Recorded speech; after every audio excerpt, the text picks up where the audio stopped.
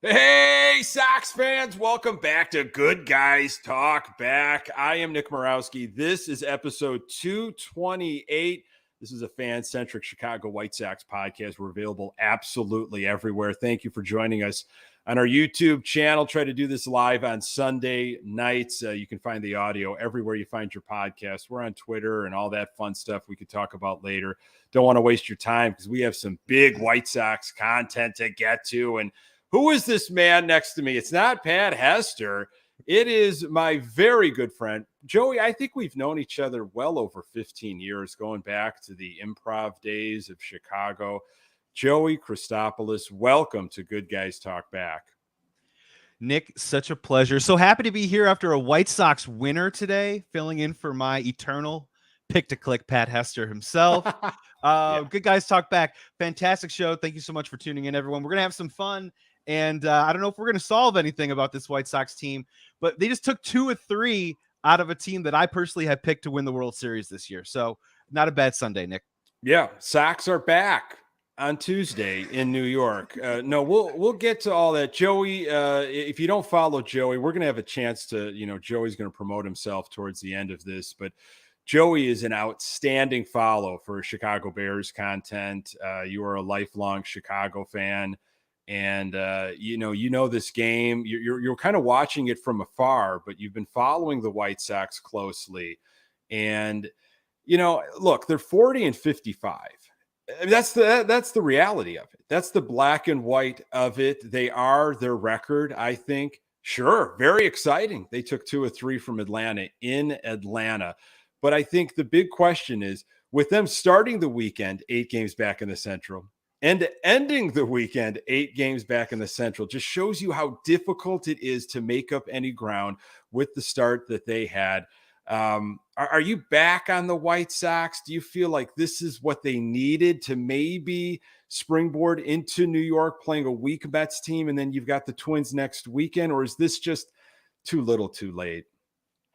Well, Nick, I'm a positive guy, so I am going to want to hone in on some positives at some point. But look, the motto so far over the last month for the Chicago White Sox this season has been, if we didn't start 7-21, we'd be great. Yep. So really, when you start drilling into that, you start thinking about the hole that they've dug themselves and now what they're looking at in terms of the division moving forward. Look, nice weekend, right? I mean, let's go into those positives just really quick. What the White Sox have lacked, I feel like, all season long, outside of Luis Robert, is different guys at different times carrying the team for just a couple of days and then passing the baton to somebody else. And who was that this weekend? But Andrew Benintendi. Fantastic weekend series. Exactly what we needed. Ignited the lineup and got us 14 runs over the last 2 days. It just hasn't happened at the same time. And Luis Robert goes deep, which is great. After the home run derby, we can kind of put that to bed. Is he going to be tired? Jake Berger back in the lineup, 2 home runs the last 2 days. And Dylan Cease gets the win. Look, I think it is too little too late.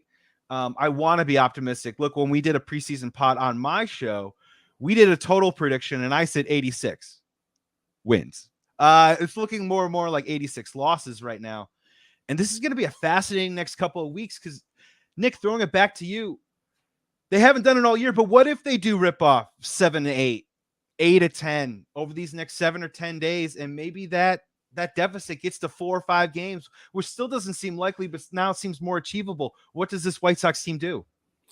Yeah, Pat asked me this question last episode, and specifically with regards to Tim Anderson. Like, what if Tim Anderson gets just scorching hot, white hot, a guy that, of course, the way Tim Anderson goes, the White Sox go. What if he is just, unbelievable these next 10 to 12 games, and the White Sox start going and trending in a different direction? What do you do? And honestly, I think it would take more than just Tim Anderson to get hot for really everything to change with this White Sox team. There's so much that just you shake your head, from not taking pitches, not getting on base, not elevating the baseball, as Grifol mentioned, but then they started to do that on Saturday and especially on Sunday. I can't figure out some of the starting pitching. I want to get to Kopech eventually. But honestly, Joey, I think the decision's already made. I think phone calls have been coming in during the All-Star break, namely on guys like Giolito and Lynn maybe Graveman and, a couple other relievers, Moncada maybe, but I don't think anybody's taken on that contract, that money. This is what you wrestle with as a Sox fan of, well, what if they do sweep the Mets and the Twins are struggling? Then you go into Minnesota and maybe you're like, what if you're 6 games back? Then you sweep the Twins. Wait a second. Now we're 3. This is the stuff we've been dealing with, for a while now. But here's where I get hung up. And I was telling some people this over the weekend. I think if Giolito had another year or so on his contract, maybe you have a different story, right? You wouldn't be worrying about, well, are you just going to let Giolito walk for nothing? Because I'm still not convinced they're going to sign Giolito and extend Giolito. They just don't do that. So I guess let's start there then.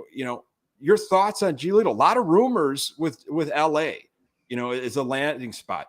Do you see Giolito being moved, or do you see some weird situation in White Sox world where they decide that they're going to keep Giolito and maybe move other guys? Well, let's start with Lucas Giolito's going through a lot right now, right? He announced on Instagram that he is departing from his marriage amicably, with his wife. We wish them all the best during that time, but I think that just kind of adds a little bit more color into the complicated situation of not just what the White Sox do, but what does Lucas Giolito want and what are they going to do with him? I've had the sense that it's fait accompli, that they're going to have to move him, even if they get close. He seems like the one player, when we talk about sell-off, what version does that look like? I think any version has Lucas Giolito being moved. I think the fact that he's tied to the Los Angeles Dodgers right now, we were texting about this the other day, a top 5-6 organization, a team that all of a sudden can push and get to a World Series the year before they throw the boat at Shohei Ohtani.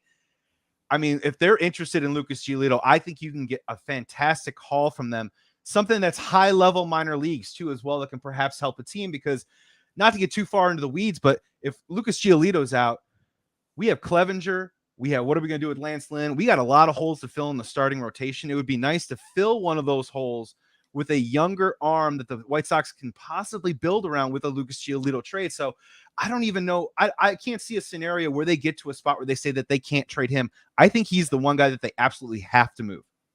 Do you think the Sox can sell and buy and perhaps still compete in this weak AL Central? Sell Giolito, buy, maybe, whatever you get from Giolito, maybe you got somebody that you can plug in right away into the starting rotation. It might not be an amazing guy. It could be somebody like Touki Toussaint, who's like, wait a second, this guy might be able to have something here because it's the AL Central.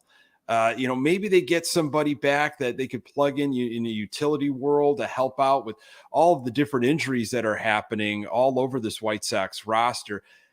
As I'm saying it makes zero sense to me, but maybe because it's the Central, it's like, I don't think we're going to sign Giolito, but if we get him off of the roster, unfortunately, because this is how we do business, maybe what we get in return, and if a couple guys get healthy, maybe we could still go for it. Is that even possible? Can the Sox do something like that?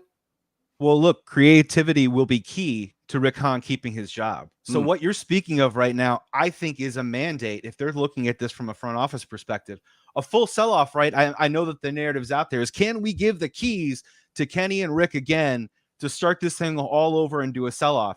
Your scenario feels a little bit like, a Chicago Bulls scenario of, let's move something, get something back, and let's roll the dice with something that we think is a smart, prudent move at the particular time. Look, I can't think of every single team across the board right now, so let's just keep it in town. Would the Chicago Cubs be interested in giving up Drew Smyly for practically nothing and maybe supplanting that and just moving a guy that can eat some innings, give you a professional start every time? Look, he's been on the downturn. I'm not saying that he's going to change things, but we're talking about filling a spot if you move on from Lucas Giolito. I will say, though, the other aspect of this, and you mentioned Tim Anderson just very quickly. White Sox fans, be very careful. The fool's gold of, well, if Tim Anderson starts to do this, right? Let's be honest.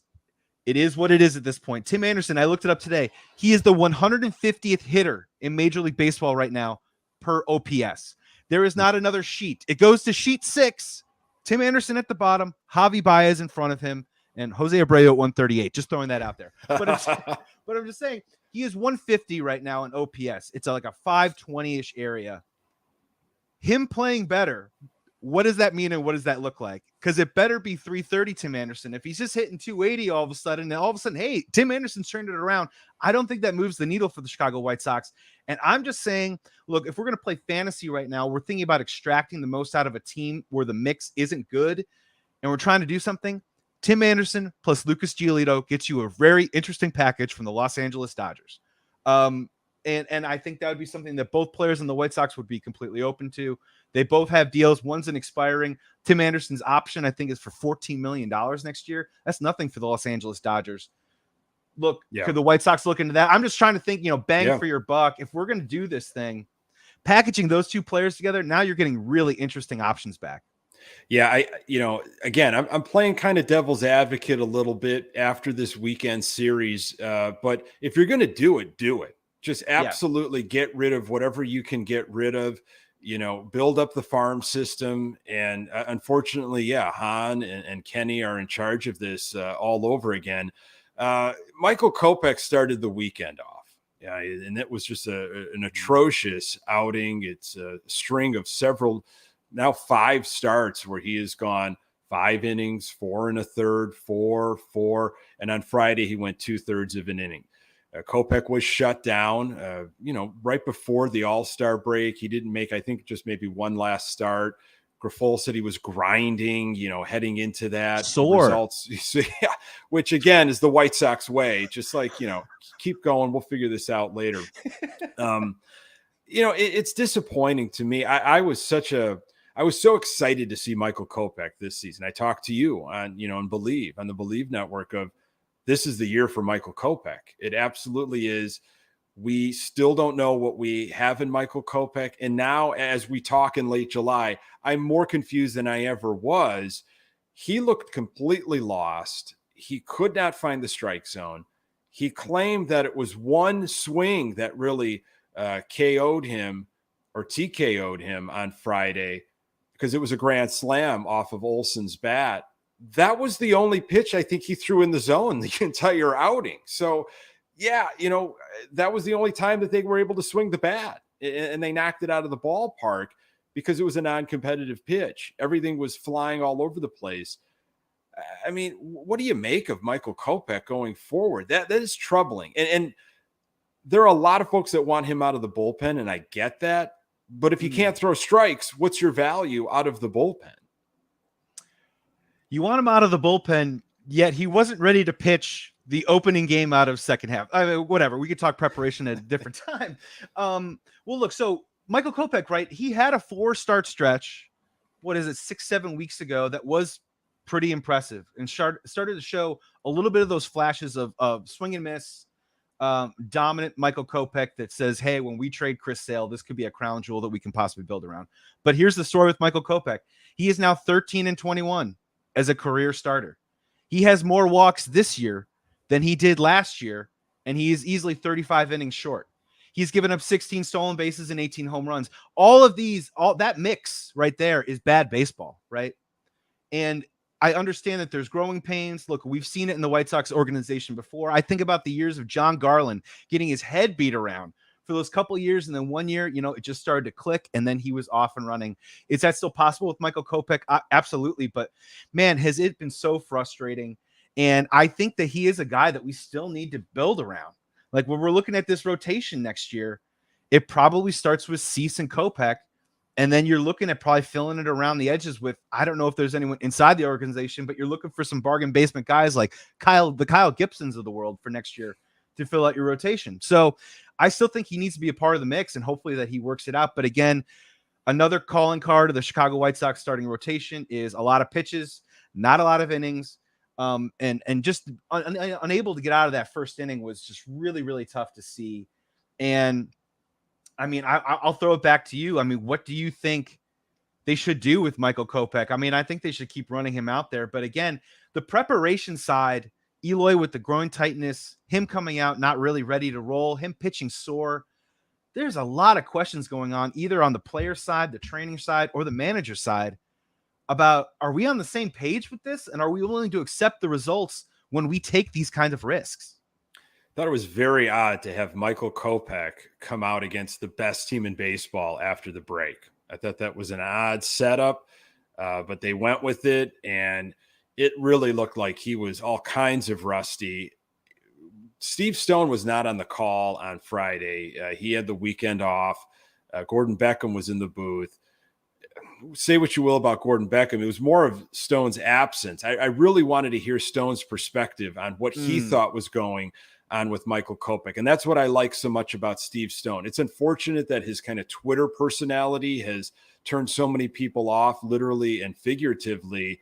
I think he provides a lot in terms of the pitcher mindset of what's going on. And I don't know if he would have had any grand analysis aside from throw strikes, but what is it like to be off for that many days? What's the first thing that kind of goes in your repeatable motion? And it looked like he could not, he was almost starting to, just pitch, like trying to concentrate too much on location. And when you do that and you don't trust your mechanics, you're flailing all over the place, which has kind of been a calling card for him. So if he's healthy, you have to keep throwing him out there, and he needs to just get better. And they need to go over his video, and Katz and whoever else need to sit down.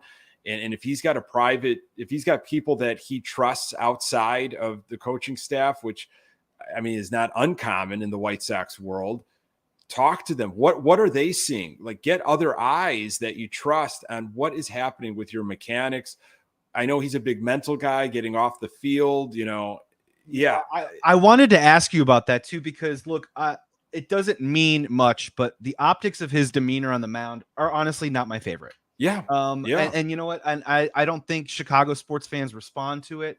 Look, it could work for him. It could be the path to his success, but I want to get your take on it. Talk about that mental side a little bit, because it just seems to me that, man, he loses it in sequences. We're not talking about at bats. I mean, 2 or 3 pitches, as you mentioned, starts getting a little tight, and all of a sudden the mechanics go. He can't quite rebound the right way. The demeanor never improves. And I just don't understand that he's still struggling with the mental side, I think, as much as, because we all see the talent, right? And I think it's more of a mental thing for him at this point in his career, because the results should be there and they're just not showing up. And then they blow up in the worst times. Yeah, it's the whole spiraling out of control. And it seems like the demeanor is, I don't know, maybe the demeanor is, I'm not throwing strikes, or I'm not getting the calls, or it's, I don't know why this is happening to me. And he's having that moment on the mound. Like, it is really starting to get meta of, maybe he's having that situation of, I've almost been with this organization for 7 years, and I have not really put a big sample size together. He had those back-to-back starts early this year. That was just like, wow. I mean, that was unbelievable what he did, but we just got we got 2 starts in a row, and he had a similar situation last season where it was like, okay, we got these couple that we can kind of build on, but it never really happened. So I'm wondering if it just gets really big and his mind goes into some wild places, instead of, okay, I can't change what just happened with my last batter or whatever. I have to stay so present.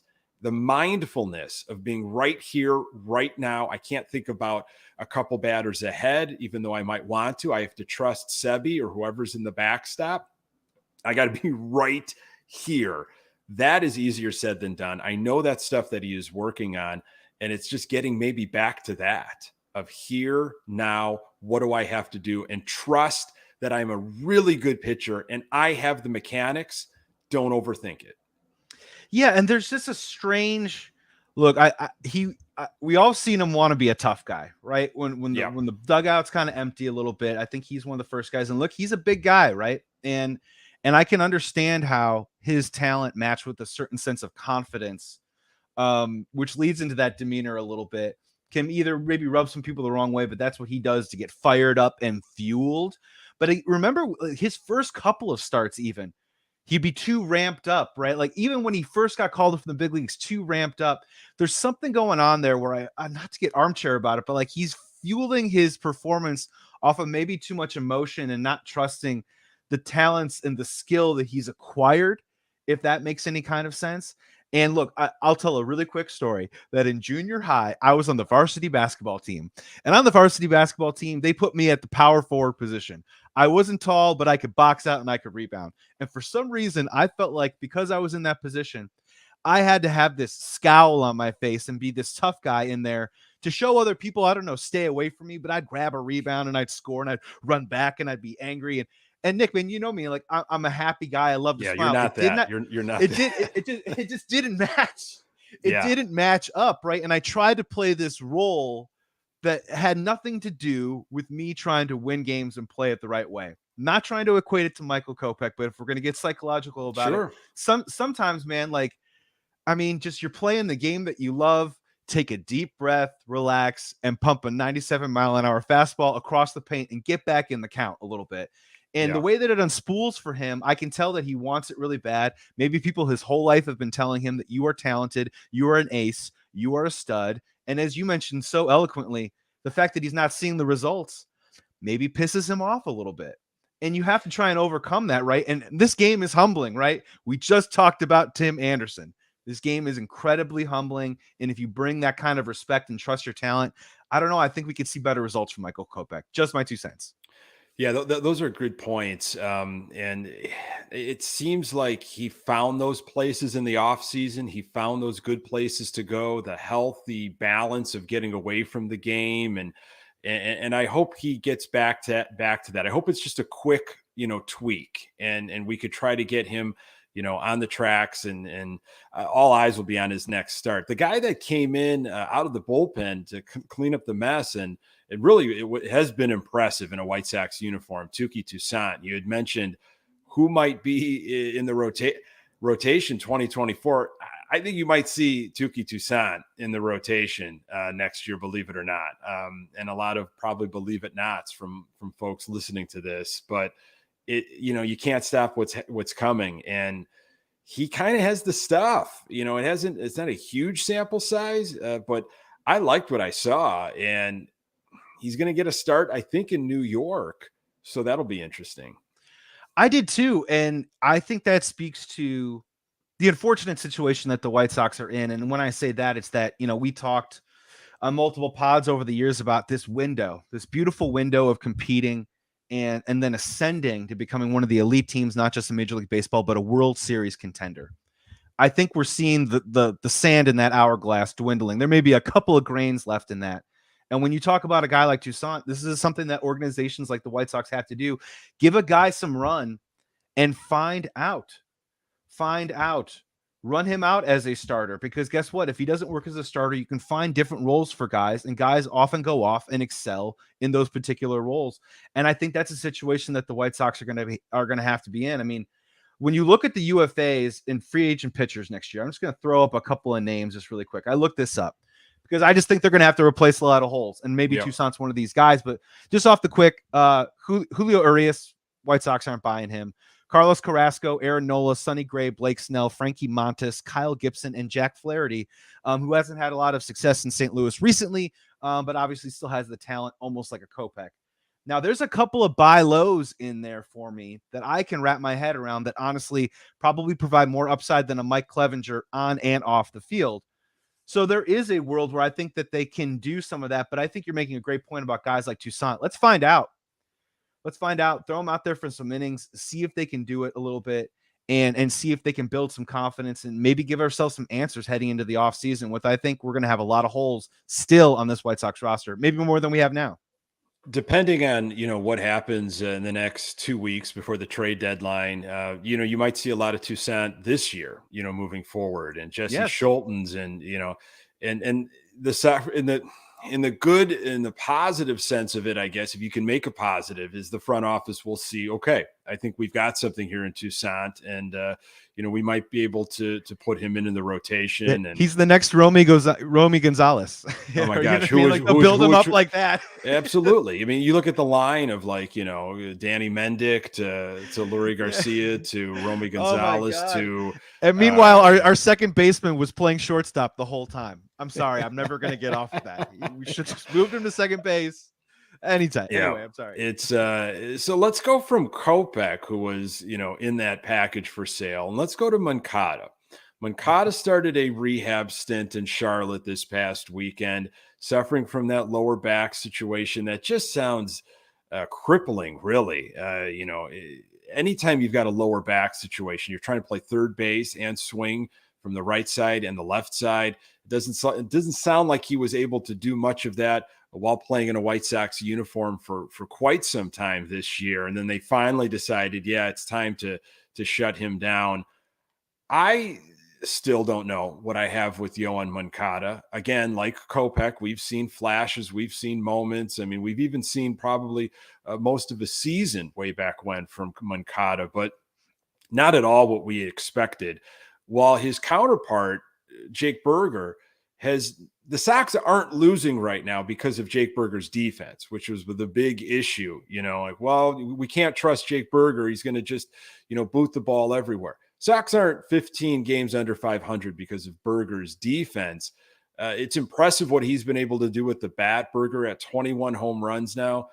He's hit 21 home runs before Tim Anderson has left the ballpark once this year. Here's a guy that wasn't even on the ball club out of Glendale, Arizona. An unreal story. Joey, I am convinced that when Moncada is healthy, and he might be healthy soon in the next few weeks or so, he's going to go right back into third base, and he's going to be hitting fifth or sixth in the lineup. And Burger is going to be shuffled around to maybe first base, maybe to DH. Here's a bizarre, strange, I'm not trying to say I want this, but with how hot Burger is, do you sell off Burger and say, we are a Yoan Moncada family, and we'll always be a Yoan Moncada family. We have invested too much money. We'll give you Jake Burger, because I don't know if we know what to do with him when Moncada comes back. Or is that just ridiculous because you don't give away a bat like that? But will he get the consistent playing time? Well, I don't think it's ridiculous at all. I'm curious what you would fetch from Jake Burger. You're thinking of some light hitting outfits, what do the New York Yankees do? I don't think they would mind having him either at third base or at DH. I know Donaldson's back, but look, I don't think Donaldson's a great answer there for them at third. I'm not wagging my finger at it at all. I mean, I think where you're at, though, personally, is because Yoan Moncada is completely untradeable. You can't get anything for him. If anything, maybe, I'm not even sold that if they brought him back, they can build his value up. I think it's almost like if he set out the rest of the season into the offseason in the winter, maybe you could get something for him. And I think this also speaks to something that, look, I understand that it's a tough business and it's his first year, but this is something where I think Pedro Grifol probably errs on the, in the wrong way, when he should probably be going with your suggestion, where I think Pedro Grifol is going to go, well, Yoan Moncada's done it before, just like he's done with TA, and he deserves to be in the lineup and he deserves to get the at-bats, and he's going to pay some sort of weird public respect to a player who unfortunately is unavailable on the field and mixed at best when he is on the field, and someone that honestly tries to just play and bubble wrap the entire time. If he was, I think for Pedro Grifol, if you wanted to really, put down some roots in this organization, I would not guarantee anything to Yoan Moncada when he came back, to be honest with you. Jake Burger is one of only two White Sox players in the lineup right now with an OPS over 800, with, I believe, at 809. The guy has hit 13 home runs at third base. He's hitting 289 as a DH. We have 1,000 DHs, so you got to fit him in there somehow. Yeah. But I'm in agreement with you, even though I disagree with what I think the outcome is going to be, that I think they're going to let Moncada get some run. And, maybe he'll be 1 for 14 and Jake will just go back to the bench, and we'll see what happens. But I don't know what to do with Moncada anymore, man. It's sad. It just hasn't worked out, right? And I think a departure of some kind is in the best interest of the White Sox. I just don't think you have any value for him right now. So maybe Burger's the guy, and that's what you're forced to do. Yeah, I wonder if Grifol, I think he would want to do that and play Berger. I think Grifol has shown me moments since he was hired of, we're win now. We've got to attack today. And, these games matter, April and May. But I think he's also getting a message from above him of, no, you're going to play Moncada. And no, you're going to hit TA second, even though maybe he doesn't want to hit Tim Anderson second. Maybe his hand is forced. And I'm just trying to create some sort of theory of why a lifer, okay, he's never managed before, but he's been around the game forever. He's got one heck of a resume, albeit with a lot of it was with the Kansas City Royals. Why you keep hitting a guy like Tim Anderson second, and for many weeks you continue to hit him first, and you deny that, and he's going to come around. Is that on him, or do you think maybe, Joey, that's Rick Hahn and others saying, no, this is the lineup that you should be putting out. This is where we want to see these guys. You have wiggle room over here a little bit, but no. We want these guys to be showcased over here. I mean, it's the easiest path, right? No bumps on the apple cart if you just play it the way that Pedro Grifol is playing it. And look, we've all interviewed for jobs before, and when we try and align with our boss as best as we can, and when they do hire you, you want to, not to be pun intended, but play ball. And this is all going back a little bit to almost like a reverse. This is almost a knee-jerk reaction from Rick Hahn, right? Where I get to hire my guy. Not only do I just get to hire my guy, but I'm going to have a little input too, as well, of how the lineup is constructed. And look, we've seen these players. We fell in love with these players. We've been mad at all these players, and now we're just frustrated. And now we maybe just think that there's time for a change. So we've been there, right? So for me, Tim Anderson needs to understand that as much as he's made an all-star team and he's made a Field of Dreams montage, we're in the business of winning, right? And I'm Pedro Grifol. I'm a new manager here. I'm trying to figure this out, do what's best for the ball club, and I need to move you down in the lineup. And it's my decision and mine alone. And if it doesn't work, you can blame me. And I think that's the decision, the opportunity, I should just say, that Pedro Grifol has had this year. And so far in areas, he's passed on it, right? I mean, he's passed on moving TA down in the lineup. And when we're talking about this Moncada situation, I think he's going to err on the side of organizational caution and go out there and say, well, he's done it before. He's established himself. Look, Yohan's got all the talent in the world. And what's his favorite line? He's only in a bat away. He's only a pitch away. Yep. He's only a swing away, and I think that's trying to a little bit of keep his job, stay in good standing with the organization. I mean, maybe they're having conversations where some of these guys might not be around for the long haul. So Pedro's just going to pay them the respect and just keep managing the team. And in my opinion, that's a loser's mentality, because that basically means you're kicking away the season if you do things like that. Keeping TA in the 2-hole for as long as he did out of respect, in theory, is also not putting your team in the best chance to climb out of this hole that they're in. And that's not respecting the season. So I just think that's where he's coming from, but I don't agree with it. Yeah, they're in such an interesting situation because, if you're in win now and it's like, look, we're still going to try. We're still going to absolutely decide our fate in this AL Central. We can do it. And we look at the schedule and, okay, we've got, the Mets and then the Twins, and then we come back to face the Cubs. This is doable here. You'd think you'd be putting in that best lineup. What is, looking at some numbers, talking to the smart people that he has surrounded himself with, that he trusts. What is going to, and then we'll worry about tomorrow.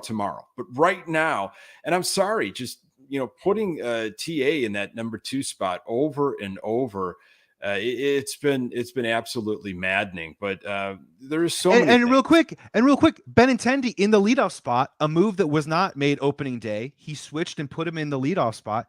It has worked. Yes. Yeah. Are you upset with a guy like Benintendi for getting the money that he has gotten, and the lack of power, and what right does this guy get this kind of contract? This is our biggest contract in all franchise history? Or is it more of a, well, the Sox should have had larger contracts for a longer period of time, and this shouldn't have been that big of an issue money-wise?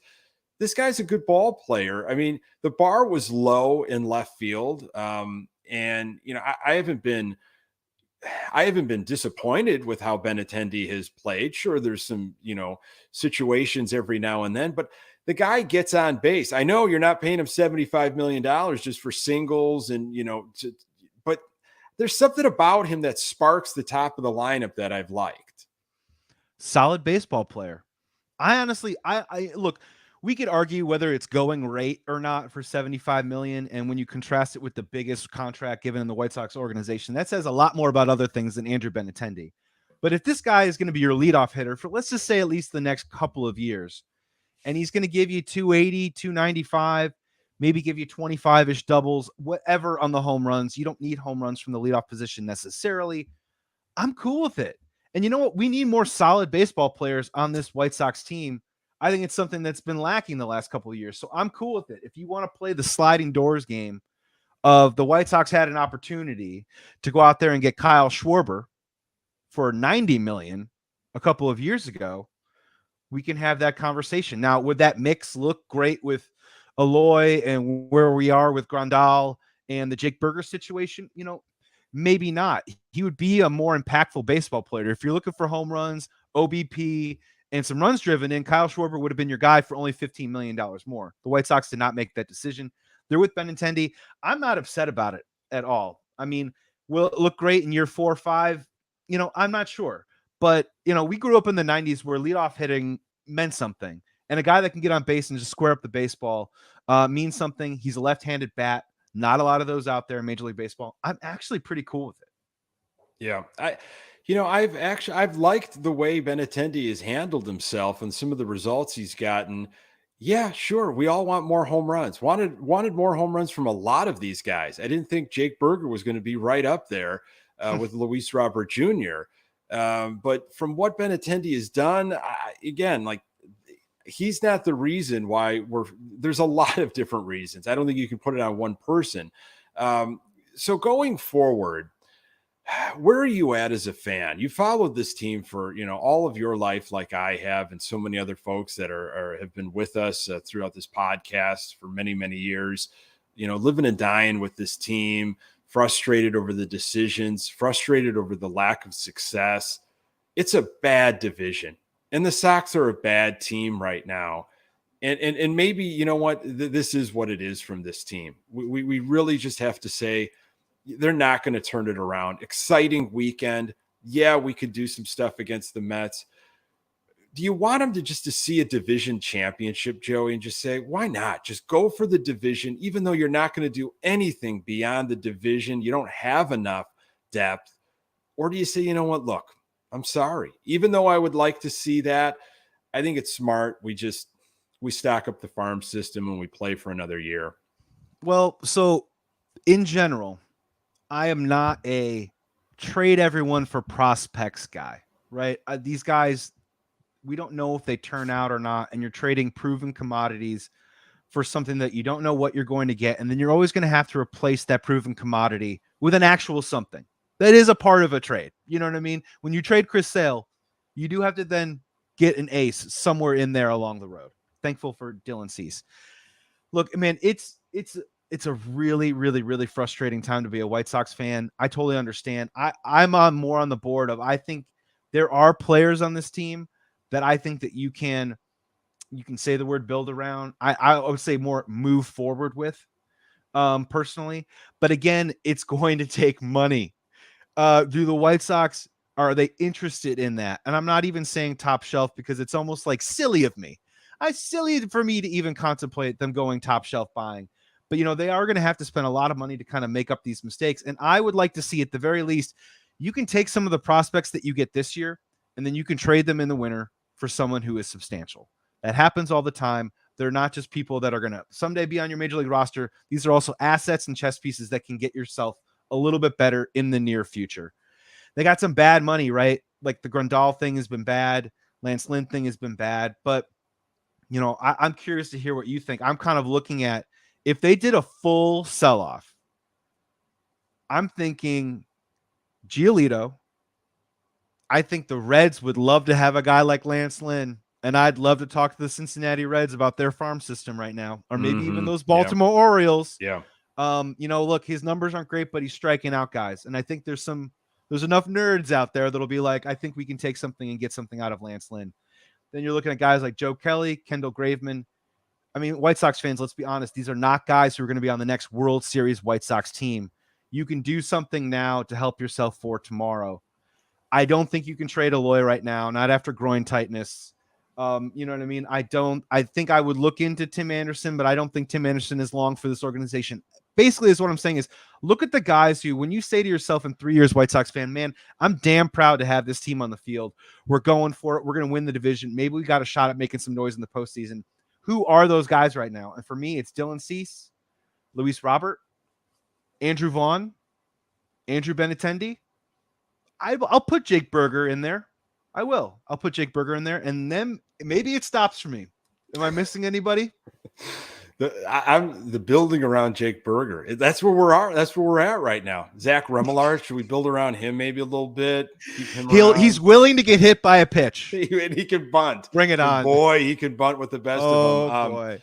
I had James Fox on the Locked On White Sox podcast last week, who does an outstanding job with Future Sox on what's going on with the draft and the farm system. And he had an interesting point that he brought up, and I know he brought it up on another podcast as well, Sox in the Basement, of you're not going to sign Cease down the road. He's a Boris client. Why not extend Giolito and get rid of Dylan Cease? That's where you're going to get maybe your bigger score. And then you kind of take it from there. I mean, anything...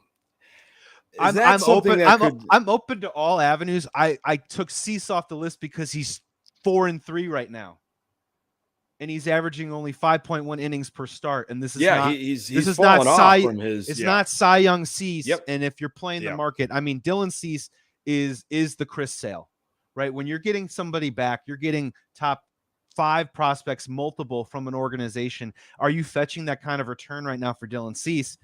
I kind of doubt that a little bit. So if you want to tell me in the wintertime, we look into something like that when everyone kind of just starts to take a step back. Scott Boras gets his portfolio of how awesome Dylan Cease is, sends it out to teams a little bit, and we get some return that can actually really help this team in the short term. I'm all for it. I just don't know the way that he's pitched this year. It's been it's been a frustrating year. Dylan Cease didn't even show up this year. I mean, look, he's been Dylan Cease at times, but again, a lot of the things have plagued him. Even in today's start, when you're up 6-1 at one point, they take him out after 99 pitches in the 5th inning. That is typically when a stud pitcher gives you that 7 or 8 strong to give the bullpen a little breather. And he was unable to do it. So some of those things that were holding Dylan Cease back have crept back into his game this year. And it just makes me doubt whether the opportunity is right to strike. That's all with Dylan Cease. I'm open to it, though. Yeah, I think you listen on everybody, but you have to, really make sure you're getting whatever you can and then some in return. And again, we can go with the whole, do we trust Hahn and Kenny, but I don't think we have a choice in that. I have followed this team, especially over the last couple of years, like my life has depended on it. I have hung on every single inning. I have read every single article I can get my hands on. I am a lifelong Chicago White Sox fan. I follow the Bears, I follow the Hawks, I follow the Bulls, but I am 1, 2, 3 White Sox. So I say this, and it pains me to say it. I want the Sox, whatever is going to take to get Hahn fired and maybe Kenny Williams fired, even though I think Kenny Williams will always be with the White Sox organization as long as Jerry Reinsdorf is around. Can you kick him further upstairs? Can he go further upstairs? It's the old Seinfeld episode where that guy in the fatigues, got bumped from the mailroom all the way up to like copy editor. Just get him off this floor. Let's get him somewhere out of my view. I want whatever is going to happen to get Hahn gone. Just get him gone. Where Reinsdorf's like, I can't stomach that. I don't even know if that's possible, but whatever that is, I want it to be that bad where Hahn is gone. I have no faith in Hahn. He has ruined this whole thing. He sold off, which it's easy, in my opinion, to sell off your assets, and he got stuff back.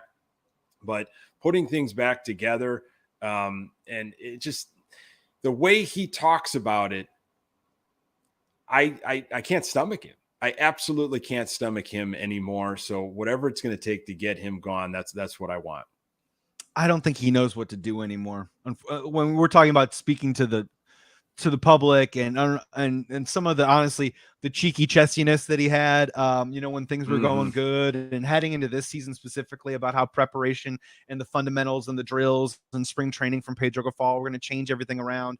And then they stumble the way that they do out of the gate. I mean, it's been a faceplant season for his tenure as a White Sox general manager. And I'm with you. Keep in mind also, White Sox fans, if he goes, that means Pedro goes. Most sorry, likely, yeah. You don't care. You don't carry this over. You don't Chicago Bears this thing where you bring some other guy in to have the man. You don't do any of that. You start with a clean slate, give the general manager whatever he wants. I know we're running short on time. I do want to ask you though. Let's end on a high note, Nick.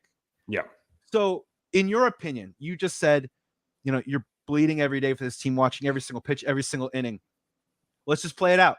The White Sox get back into this. What does that specifically look like to you? I mean, is it we're going to bash our way in? Is it this rotation starts turning over gem after gem? What does it look like? And are there specific players that you think, can actually galvanize, jumpstart this team? And if, as I mentioned before, if they're going to rip off 9 out of 11 in the next 2 weeks to stave off a sell-off, like, what does that look like to you? You got to get on base. You have to have more plate discipline. It's the game within the game within the game. You saw what Atlanta did this past weekend, especially on Friday. They did not chase.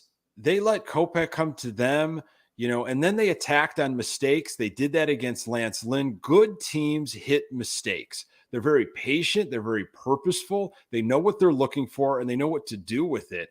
And I just feel like that needs to not just happen in a series, but that needs to be, we're doing this consistently, and we're doing it well for a sustainable amount of time, seeing pitches, getting on base, and then being able to execute with guys in scoring position. You need more guys in scoring position more often.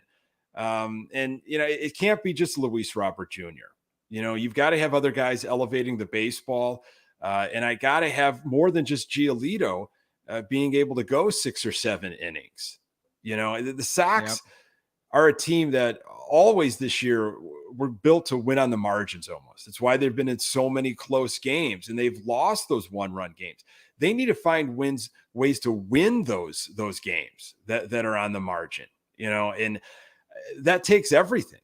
That takes putting it all together for 2-3 weeks. So if the Sox are like, look, I think we're going to make a run at this, then you absolutely have to keep Giolito. I think you have to somehow. He's the best starter right now. Maybe you're not going to extend him because they're not going to do contract talks in season, but you're like, we are not, nothing that you're offering Cincinnati or LA. No, because we're going to hold on to this guy for several years. We're going to go for it. And if you get rid of Giolito, though, I think that's a clear sign, and then you'll see other pieces going. And that's probably, those are internal conversations that have probably been had. I don't know if anything they do between now and the trade deadline changes that, right? Like if you've got a plan in the war room and you're like, this is our plan when the deadline hits or going forward, because you're already receiving those calls. That happened all-star break weekend. I don't think like a sweep of the Mets and 2 out of 3 from the Twins and you split with the Cubs in that 2 game. I don't think that changes anything. I think the decisions already have been made. Hate to say it, but I totally agree with you. And yeah, what are you going to say? Like for me, it was just the on-base thing is huge because mine was just going to be, they're just going to have to bash their way out of this one. If you got Benintendi going at the top, Luis Robert in the middle, Jake Berger on the back end, you get a couple of guys to get on base a little bit more and hit some 2-3 run home runs. You can't see yourself maybe go on a little bit of a heater. It was nice to see Andrews on base a couple of times today. Gavin Sheets has given us nothing this year. Yasmani Grandal has given us nothing this year. And Eloy can't be counted on, can't be trusted. How does a guy take 3 days off and have groin tightness? What is that? Trying to leg out a double play of all things. That's the thing. It's like he's DH, but he's still getting hurt while DHing. It's just a sad state of affairs. But Joey, an absolute pleasure talking White Sox baseball with you. Joey Christopoulos, you are a talented man, and thank you for giving us time here. You're the man. Good guys talk back. Yep. Longtime listener, sometimes guest. So great to be back on with you guys, filling in for the eternal pick to click, Pat Hester himself. Yeah, we're hoping Pat's on assignment somewhere. Maybe he'll be back next weekend. I sure hope so. He's in the war room. He's in the White Sox war room right now. He's submitting trades. He's calling around right now. He's once again doubling down on Yoan Moncada somehow, some way. It's his preseason for the fourth year in a row. Yoan Moncada is my team MVP.